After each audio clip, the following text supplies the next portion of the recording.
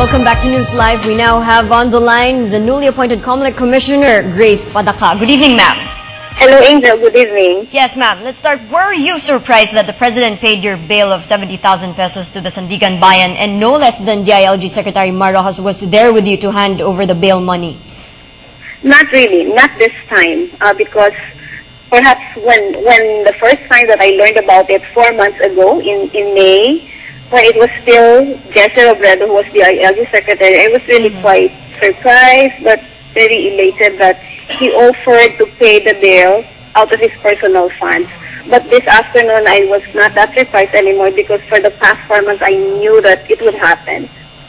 All right, so you saw this coming. Your arrest order was issued in May. You went to the Supreme Court to seek relief. Why is this, ma'am? And what was the nature of your case which your political opponents filed? Well, it's a case of graft and corruption and malversation of funds. They made a big issue out of the funds that we put up in the provincial government of Isabela to help Isabelino farmers because we wanted to liberate them from the situation of paying as much as 30% interest when they have loans from financiers and traders. We offered them 1.5% interest from our government project. So, ma'am, when you agreed to grant that 25 million peso program for hybrid rice to the NGOs, do you think it benefited the farmers in Isabela? Definitely, definitely, because this was in relation with my first major or flagship project in the province in my first 3 years, which was to increase our price subsidy to farmers. We partnered with the National Food Authorities so that we would add up to 2 pesos or 3 pesos per kilo to the price of rice and corn. But in my second term as governor, we wanted to further strengthen our programs for farmers by focusing on the production. Production meaning we wanted to make available for them seeds, fertilizers, and pesticides, which they can borrow at 1.5% interest rather than 30% from financiers and traders. So, ma'am, you fought the Ds and won in 2004. Why do you think that your province mates vote for you? And do you think that was one of the most significant reforms? Or what are the other significant reforms you implemented to change governance in Isabela? Well, aside from these flagship programs of mine on farmers' programs, on farmers' benefits, we had set the transparency and accountability systems in the provincial government of Isabela.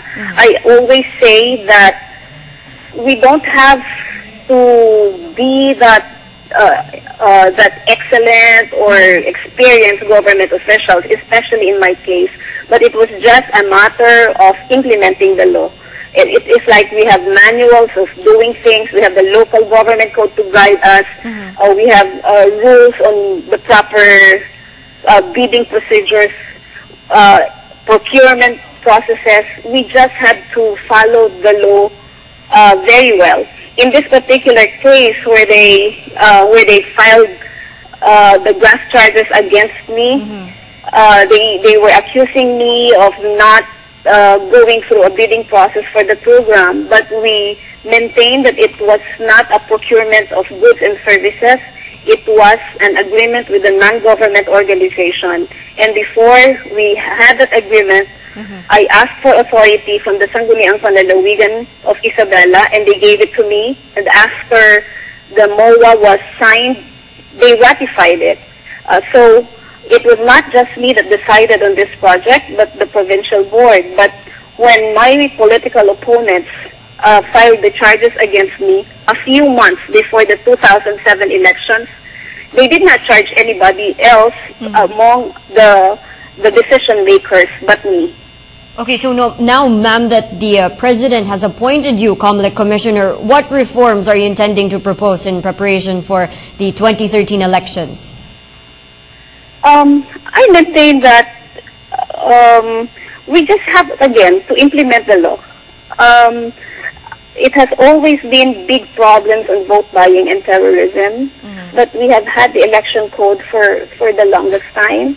But why is this curse of vote buying and terrorism still happening? I mean, we don't have to go very far. We don't even have to introduce reforms. We don't have to create new programs. We just have to please implement what is already there that has to be implemented.